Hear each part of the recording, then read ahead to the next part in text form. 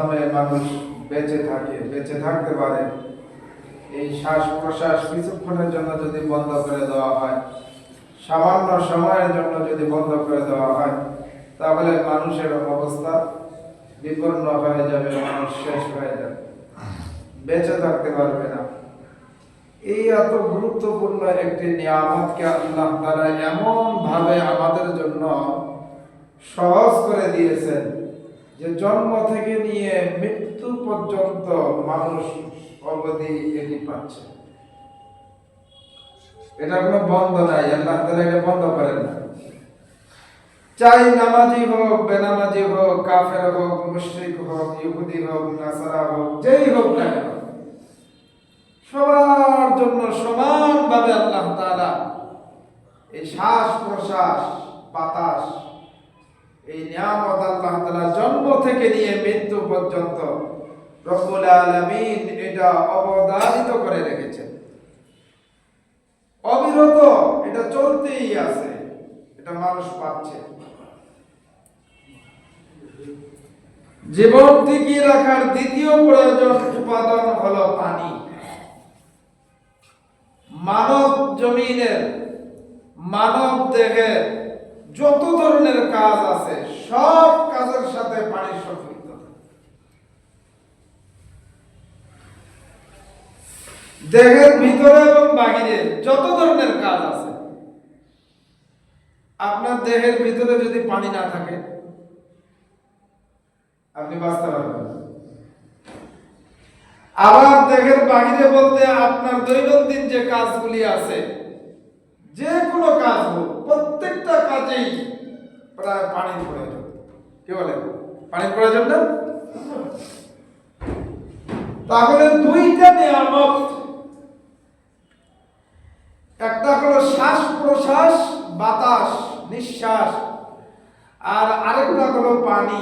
এই দুই নিয়ামত ছাড়া মানব জাতি অর্থাৎ মানুষ অচল, বাঁচতে পারে না।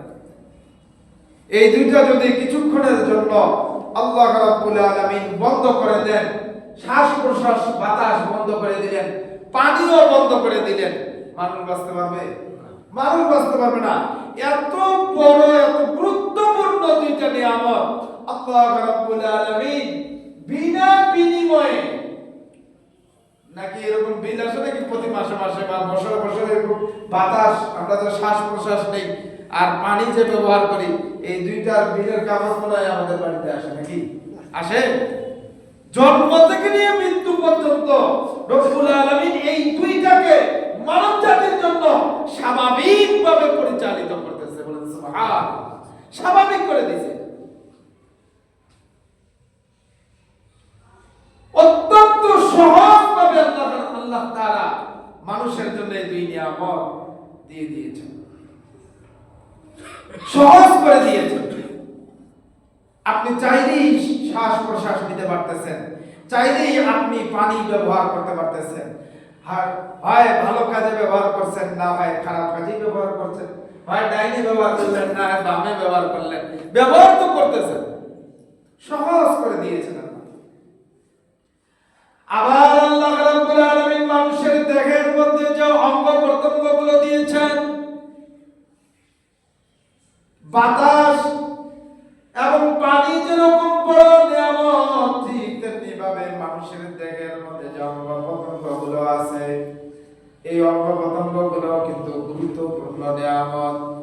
চোখ, কান, হাত, পা, হৃৎপিণ্ড এমনকি অসংখ্য সূক্ষ্ম কোষ আল্লাহ রাব্বুল আলামিন মানুষের জন্য অমূল্য হিসাবে দিয়ে দিয়েছেন। কারো কাছ থেকে আল্লাহ তাআলা চোখের জন্য বিনিময় চায় না। আল্লাহ তাআলা আপনাকে ভালো দুটো চোখ দিয়েছেন, ভালো দুটো কান দিয়েছেন, দুটো হাত দিয়েছেন, দুটো পা দিয়েছেন। এর জন্য আল্লাহ তাআলা প্রতি মাসে আপনার বাড়িতে বিলের কাগজ পাঠায় না। আল্লাহ রাব্বুল আলামিন আপনাকে আমাকে অকল্পনীয় অনেকগুলো নিয়ামত আল্লাহ তাআলা দান করেছেন। এর কোন একটি যদি না থাকে বা সামান্যতম কার্যকারিতা কমে যায়, তো মানুষের জীবন কঠিন সংকটের মধ্যে পড়ে যায়। কঠিন সংকটের মধ্যে পড়ে যাবে। আপনার যদি একটা চোখ না থাকে, অথবা দুইটা চোখই আপনি দেখেন না, অথবা আপনার এক হাত নাই বা দুই হাত নাই, আপনার এক পা নাই বা দুই পাই নাই, তাহলে কঠিন সংকটের মধ্যে আপনি পড়ে যাবেন। অথচ আমরা এর কোনো পরিশ্রম ছাড়াই জন্মের সময় থেকে আল্লাহ রাব্বুল আলামিন এই সমস্ত নিয়ামতগুলো সঠিকভাবে আল্লাহ তাআলা আপনাকে আমাকে দিয়েছেন। কোনো মূল্য পরিশোধ করতে হয় না। মৃত্যুর আগ পর্যন্ত এই নিয়ামতগুলো আপনার আমার সাথে থাকবে। এগুলো দ্বারা আপনি আমি উপকৃত হব, কিন্তু এর বিনিময়ে আল্লাহ তাআলা এর মূল্য পরিশোধ করার কোনো প্রয়োজন নাই। আল্লাহ তাআলা এর মূল্য নেবেন না। এই সব নিয়ামতগুলো মানুষের জন্য আল্লাহ তাআলা সহজ করে দিয়েছেন। এই সব বিশাল নিয়ামতের দিকে যদি তাকানো হয়, তাহলে আল্লাহ তাআলার নীতিগত সবচাইতে প্রয়োজনীয় জিনিসকে সবচাইতে সহজ করে দেওয়া, যার কাছে কোনো কিছুর অভাব নাই, যিনি আসমান এবং জমিনের মালিক, যিনি আসমান তৈরি করেছেন, জমিন তৈরি করেছেন, যে সত্তা হচ্ছে পরম দয়ালু, রহমান, রহিম, গফফার, গফুর, তার বান্দাদের প্রতি এই নীতি আল্লাহ তাআলার পক্ষ থেকে খুবই স্বাভাবিক। এটা আল্লাহ তাআলার জন্য স্বাভাবিক, কিন্তু আমরা এটাকে কোনো কিছুই মনে করি না। বাতাসকে শ্বাস প্রশ্বাস আমরা সেকেন্ডে নিচ্ছি, মুহূর্তে আপনি আমি শ্বাস প্রশ্বাস নিতেছি। কোনদিন চিন্তা করি নাই, হাই রে, এই শ্বাস প্রশ্বাস যদি আল্লাহ তাআলা বন্ধ করে দিত, তাহলে আপনার আমার কি অবস্থা হয়ে যাইত। তাহলে তো আমি দুনিয়ার মধ্যে চলতেই পারতাম না, আমার দুনিয়ার জীবন স্তব্ধ হয়ে যাইত। এক মুহূর্তের জন্য যদি বাতাস আল্লাহ তাআলা বন্ধ করে দিত, এই চিন্তা আপনি আমি কোনোদিন করি না। যদি এই চিন্তা করতাম, তাহলে নামাজ ছাড়া আপনি আমি থাকতে পারতাম না। তাহলে বেনামাজি কিভাবে হয়? বলে এই চিন্তা মুসলমান করে না দেখেই তো অন্যায়, ব্যভিচার, জুলুম একজন আরেকজনের উপরে কেমনে করে। বলে এই চিন্তা করে না আল্লাহ তাআলা যে এতগুলি নিয়ামত আপনাকে আমাকে দিয়েছেন, সমস্ত নিয়ামতগুলো আল্লাহ তাআলা আপনার আমার জন্য পুরো স্বাভাবিক করে দিয়েছেন। এক্ষেত্রে বান্দাদের দায়িত্ব, বান্দাদের কর্তব্য হলো আল্লাহর দয়া, করুণা, নিয়ামত যা আল্লাহ তাআলা স্বাভাবিক নীতি করে দিয়েছেন, এই সবের প্রতি আল্লাহ তাআলার গভীর প্রশংসা প্রকাশ করা। গভীর প্রশংসা, যে কৃতজ্ঞতা প্রকাশ করবেন, যে আল্লাহর কৃতজ্ঞতা প্রকাশ করবেন। অনেক সময় দেখা যায় মানুষ একজন আরেকজনের প্রশংসা করে, কৃতজ্ঞতা প্রকাশ করে। কেন করে? আপনি যদি কারো কাছে কিছু পান, তাহলেই তো তার জন্য আপনি কৃতজ্ঞতা প্রকাশ করেন। যদি আপনি কারো কাছ থেকে কিছু পাইলেন না পাওয়ার জন্য আপনি তার কৃতজ্ঞতা প্রকাশ করেন না।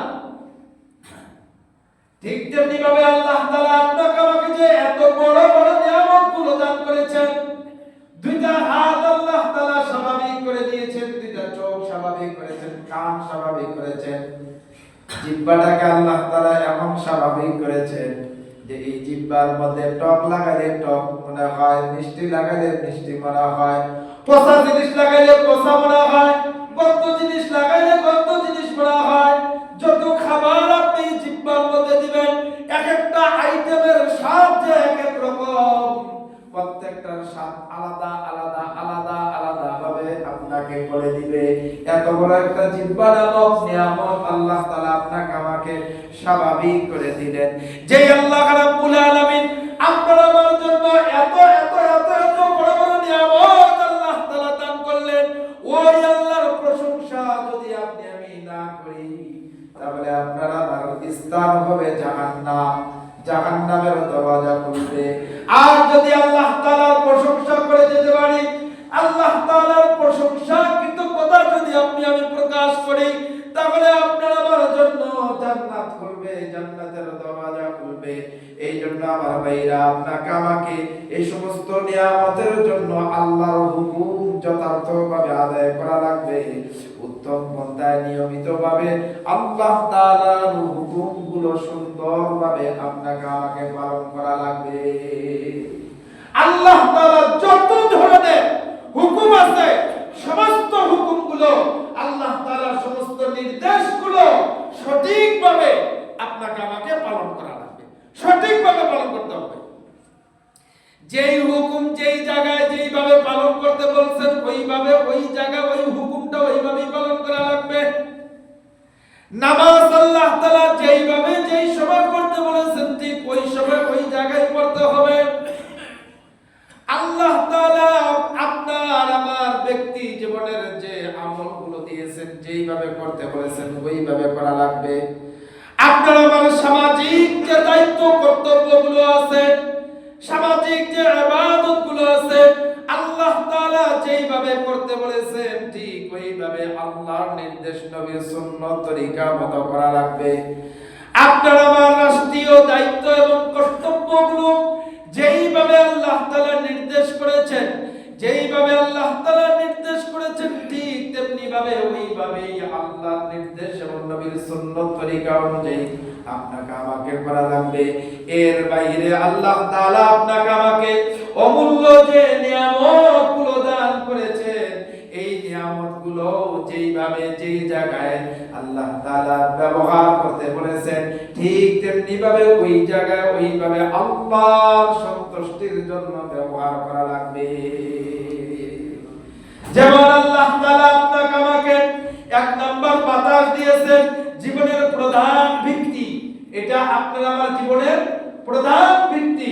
এই যে বিল্ডিংটা দাঁড়িয়ে আছে, বলুন তো এই বিল্ডিং এর ভিত্তি যেটা করা হয়েছে, এটা যদি দুর্বল হইতো অথবা এটা যদি একটু খারাপ অবস্থায় থাকতো, তাহলে এই বিল্ডিং কি দাঁড়িয়ে থাকতো? কি বলেন, দাঁড়িয়ে থাকতে পারতো? তাহলে এই বিল্ডিং এর মূল যে বিষয়টা, সেটাই হলো এটার ভিত্তি। এটা যে মাটির নিচে যে আমরা ভিত্তিটা দিয়েছি, এই ভিত্তিটাই হলো মূল এই বিল্ডিং এর জন্য। ঠিক তেমনি ভাবে আপনার আমার জীবন চলা, আপনার আমার এই জীবনের মূল প্রধান ভিত্তি হচ্ছে বাতাস। পানি আরো পরে, বাতাসের পরে। পানি কিন্তু লাগে না। পানি কিছুক্ষণ যদি না থাকে, কিছুক্ষণ পরে পাইলেই আপনি বাঁচতে পারবেন। আর বাতাস যদি আল্লাহ একেবারে বন্ধ করে দেন, পারবেন বাঁচতে? পানি আছে কিন্তু বাতাস নাই, পারবেন? পারবেন। এই জন্য আমার ভাইরা, 2 নম্বরে আল্লাহ তাআলা পানির কথা বলেছেন। 1 নম্বর বাতাস, মানুষের প্রধান জীবনের প্রধান ভিত্তি। 2 নম্বর হলো পানি। দেহের প্রতিটি কাজের জন্য মূল চালিকা হলো পানি। পানি ছাড়া দেহ চলতে পারবে না। পানি ছাড়া আপনার আমার দৈনন্দিনের কোনো কাজই হবে না। এরপরে আল্লাহ তাআলা শরীরের অঙ্গ, যে সমস্ত অঙ্গগুলো আল্লাহ তাআলা আপনাকে আমাকে দিয়েছেন, এই অঙ্গগুলো 3 নম্বরে বলেছেন এগুলো হচ্ছে অমূল্য নিয়ামত। 4 নম্বর, প্রয়োজনীয় সবকিছু আল্লাহ তাআলা আপনার আমার জন্য সহজ করে দিয়েছেন। সব সহজ করে দিয়েছেন। সুবহানাল্লাহ। জোরে আওয়াজ করে বলেন সুবহানাল্লাহ। আল্লাহ তাআলা কত বড় নিয়ামত আল্লাহ তাআলা আপনাকে আমাকে সহজ করে দিয়েছেন, চিন্তা করতে পারছেন? এরপরে 5 নম্বর হলো এই নিয়ামতগুলো শুকর করা প্রতিটি মুমিনের দায়িত্ব, ইমানদারের দায়িত্ব হলো এই সমস্ত নিয়ামতের জন্য আল্লাহ তাআলার শুকর আদায় করা। কিন্তু আমার ভাইরা বন্ধুরা, আমার সমাজের বাস্তব চিত্র হলো, সমাজের বাস্তব চিত্র, আজ আমরা আল্লাহ তাআলার অগণিত নিয়ামত ভোগ করতেছি, কিন্তু শুকর খুব কম করি, আল্লাহর শুকরিয়া আদায় করি না। বলবেন হুজুর আল্লাহর শুকরিয়া আদায় কেমনে করি না? পানি খাইলে কই আলহামদুলিল্লাহ, ভাত খাইলে কই আলহামদুলিল্লাহ, বিসমিল্লাহ কইয়া পানি খাই, বিসমিল্লাহ কইয়া ভাত খাই, তা আল্লাহর শুকরিয়া আদায় করতেছি না। এতটুকু তো আল্লাহর শুকরিয়া আদায় হলো না। খালি ভাত পানি খাওয়ার জন্য, আপনার পেটের জন্য আল্লাহ তৈরি করছে, খাওয়ার জন্য তৈরি করছে। আপনার থেকে আরো বেশি, আরো অধিক পরিমাণ খানা খায় অন্যান্য পশুরা, অন্যান্য জীব জানোয়াররা খায়। আপনাকে খাওয়ার জন্য তো তৈরি করে নাই, খালি খাইবেন আর চলবেন এই জন্য তৈরি করছে না। এই জন্য আমার ভাইরা, আল্লাহ রাব্বুল আলামিন আপনাকে আমাকে বাতাস, পানি, স্বাস্থ্য এগুলোকে আমরা অধিকার ভেবে নিয়েছি। আসল দাতা আপনাকে আপনি আমি নিজেই বনে গেছি, এই জন্য শুকরিয়া আপনার আমার কম হয়। অথচ এগুলোর দাতা হচ্ছেন আল্লাহ। এগুলোর মালিক কে? বাতাসের মালিক কে? আল্লাহ না? পানির মালিক?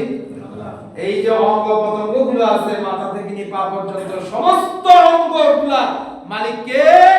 আল্লাহ মালিক। এগুলো তো দাতা হচ্ছেন, মূল দাতা হলো আল্লাহ। আপনাকে আমাকে দিয়েছেন শুধুমাত্র কিছু সময়ের জন্য লাড়াচাড়া করার জন্য। এতেই আমরা কিন্তু দাতা বনে গেছি, দাতা সেজে গেছি। মনে করতেছি কিছুই মনে করি না, চোখ দুইটা ভালো আছে, চোখ দুইটা দিয়ে দেখতেছি, কিছুই মনে করতেছি না।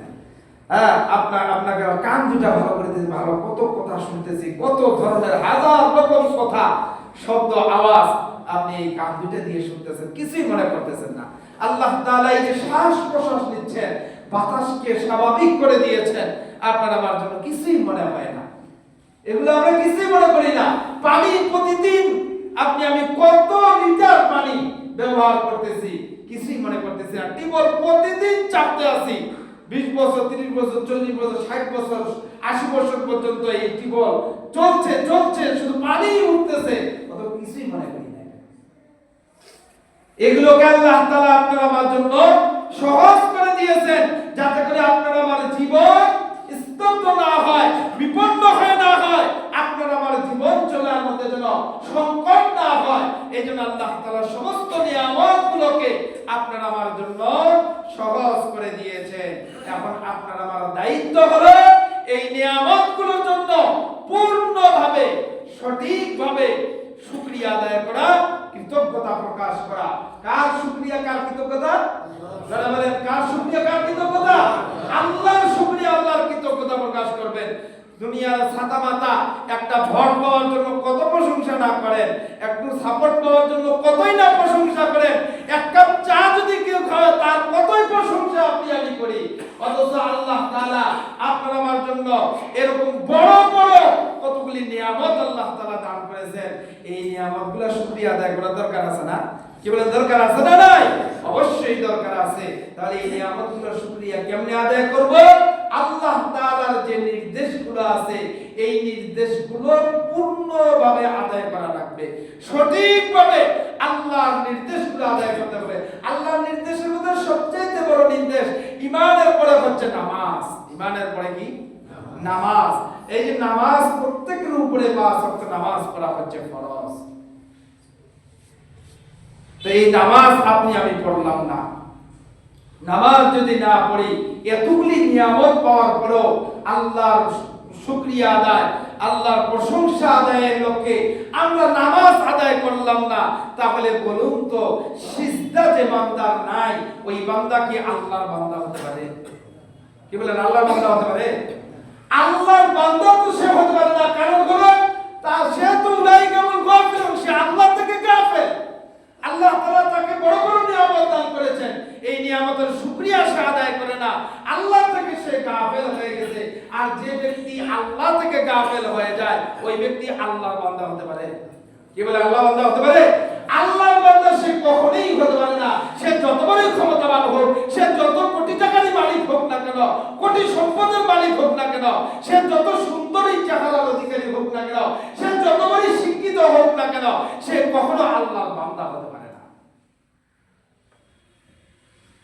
আমার একটা সিদ্ধান্ত, এটা আমার ব্যক্তিগতভাবে সিদ্ধান্ত, সেটা হলো যে ব্যক্তি আল্লাহর বান্দা হতে পারবে না, ওই ব্যক্তিকে আমি ভোট দিব না, ওই ব্যক্তিকে আমি সমর্থন করব না, তাকে আমি সাপোর্ট করব না। এটা আমার ব্যক্তিগত সিদ্ধান্ত।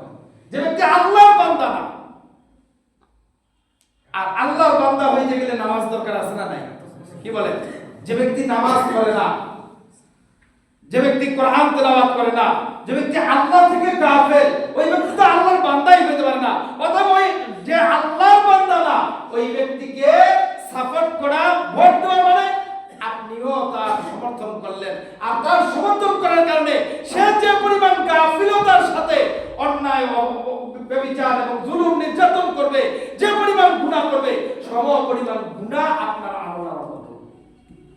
এবার তাহলে আপনি সিদ্ধান্ত নেন যে পূর্বে যা ভুল করেছেন এখনো কি সেই ভুলই করে যাবেন কিনা। পূর্বে যা আপনি অন্যায়ের সাপোর্ট করেছেন এখনো কি অন্যায়ের সাপোর্ট করবেন। আমার ব্যক্তিগত সিদ্ধান্ত হলো যে আল্লাহর জমিনের মধ্যে আল্লাহর নিয়ামত পাওয়ার পরেও আল্লাহর বান্দা হতে পারলো না, আল্লাহর গোলাম হতে পারলো না, যে আল্লাহর গোলাম না, বান্দা না, তাকে আমি কখনোই ভোট দিতে পারি না, সাপোর্ট করতে পারি না।